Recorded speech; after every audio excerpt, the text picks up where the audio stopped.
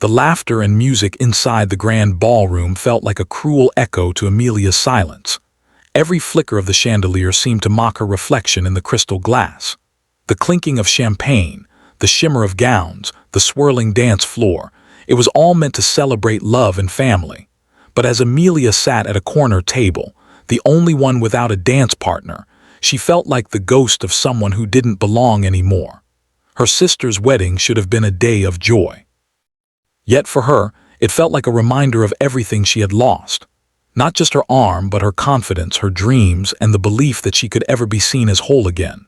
Before we continue, if you believe in kindness, second chances, and the quiet strength of those who rise after heartbreak, please take a moment to like this video, share it with someone who needs hope today, and subscribe to our channel for more stories that heal the heart.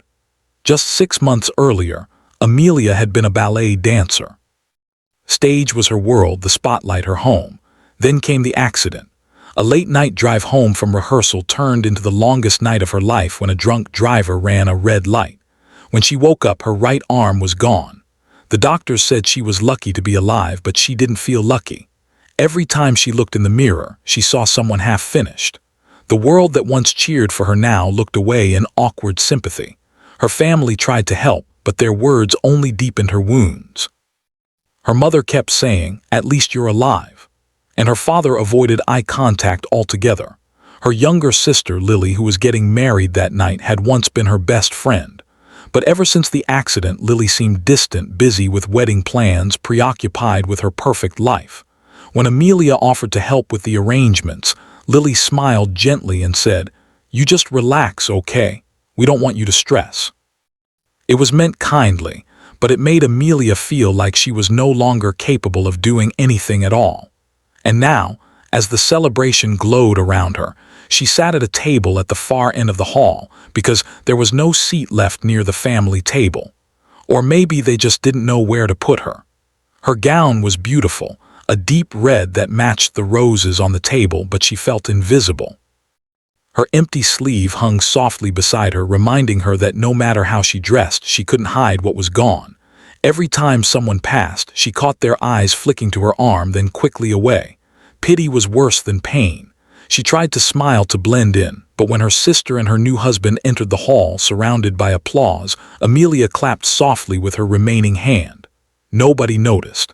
And then came the moment that broke her, a group photo of the family. When Lily called everyone to the stage, Amelia stood too, but her mother's soft voice whispered, "Maybe you should sit this one out, honey. It's a bit crowded up there." She froze, heart cracking, and sat back down as her sister's laughter echoed across the hall. The photographer didn't even notice her absence. The weight of isolation pressed against her chest until she couldn't breathe. She reached for her water glass, but her hand trembled. The tears she had been fighting finally spilled down her cheeks, and she bowed her head, hoping no one would see. But someone did. A man in a navy suit sitting a few tables away noticed the quiet girl in red who looked like she was drowning in her own silence. He wasn't part of the immediate family, just a guest of the groom, someone who didn't quite fit in either. His name was Daniel, a single father raising a 6-year-old boy. His wife had passed away 3 years ago, leaving him to juggle life, loss, and fatherhood alone. He had learned to recognize the look of hidden pain because he saw it every day in his own mirror. His little boy, Oliver, sat beside him, swinging his legs and whispering about the sad princess in red. When Daniel followed his son's gaze, he saw Amelia staring at her plate, trying to disappear. Without thinking, he rose from his chair, straightened his tie, and walked toward her. When he stopped beside her table, Amelia looked up, startled.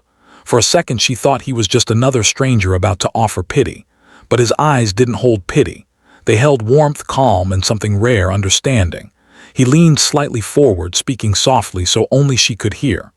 "Would you mind if we sat here?" he said, motioning toward his son, who peeked shyly from behind his leg. Amelia blinked, surprised. You can sit anywhere you want," she murmured. Daniel smiled gently. "We want to sit here." And before she could protest, he pulled out a chair for Oliver and helped him climb up. The little boy grinned at her. "You look like a movie star," he said innocently. For the first time that night, Amelia laughed, a soft, fragile sound that felt strange on her lips. They began to talk. Not about the wedding, not about her arm, not about anything heavy. Daniel asked about her favorite music, her favorite dessert, her favorite place to visit. Oliver giggled between bites of cake, showing her the tiny origami bird he had folded from a napkin. Slowly, the heaviness around her began to lift. It felt almost like breathing fresh air after months of being underwater. When the first dance began, couples moved gracefully across the floor. Amelia watched, mesmerized and broken all over again. Daniel noticed her expression. He hesitated, then stood and held out his hand. "And dance with me." She looked up at him in disbelief. "I can't," she whispered, but Daniel shook his head gently. "You can," he said, "just one step at a time." Everyone turned as the man and the one-armed girl stepped onto the dance floor. The whispers started immediately, but Daniel didn't care. He held her carefully, leading her slowly through the rhythm. At first she stumbled, awkward and unsure, but he guided her with quiet steadiness. His touch wasn't forceful. It was reassuring. And then something incredible happened. She stopped thinking about what was missing and began to feel what was still there. Her strength, her grace, her heart. As the music swelled, her movements grew fluid again. She closed her eyes and let herself move. For the first time since the accident, she felt free. The ballroom fell silent, watching the girl who had once been invisible come alive again under the lights. When the song ended, a hush lingered for a moment. Then applause erupted. Even Lily, standing at the head table, covered her mouth in shock and admiration. Amelia's cheeks flushed, not from shame but from pride. After the dance, Daniel walked her back to the table. "Told you could," he whispered. She smiled, tears shining in her eyes. She wanted to thank him, but no words felt big enough. Oliver clapped his tiny hands and said, "You danced like magic." And maybe in that moment she did. Later that night, when most guests had left, Amelia stepped out onto the balcony overlooking the quiet gardens. The moonlight reflected off the silver railing, soft and serene. Daniel joined her there, holding 2 glasses of water. "You okay?" he asked. She nodded, staring at the stars. For the first time in a long time, she said, "I think I might be." He smiled, and in that silence between them, something unspoken bloomed. Hope. She didn't know what tomorrow would bring.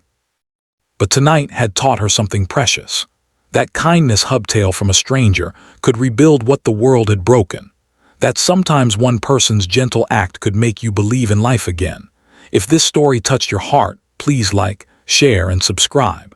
It helps more people find these stories of hope and humanity and reminds the world that kindness hubtail. And before you go, comment below. Kindness can change everything because sometimes it truly does.